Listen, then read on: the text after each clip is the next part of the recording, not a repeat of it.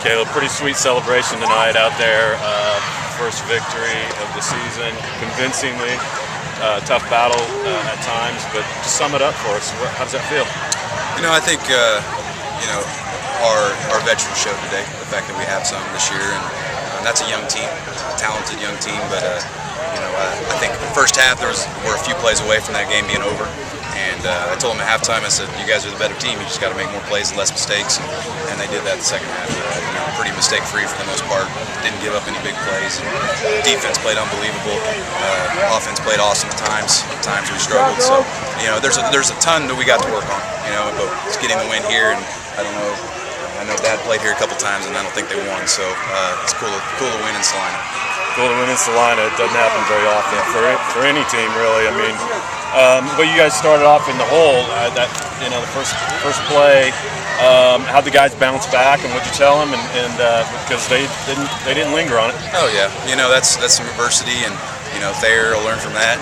He responded by having 3 catches later on. So ended up being kind of a cool thing to see them respond from that adversity. Obviously, we don't want to start down 2-0 and give them the ball, but it's good to see him respond from adversity where in the past we may not have responded there, and that game might have been over.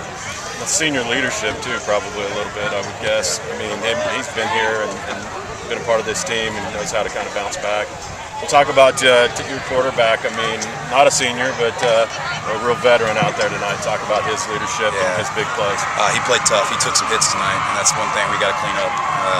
But he threw the ball great, even on the incompletions. The receivers are a little tired, and he threw those balls perfect. So I couldn't be happier with the way Wyatt played and controlled our offense and was a leader out there and played tough and took hits and got back up. So he did a really good job, and we'll try to do a better job of protecting him in the future.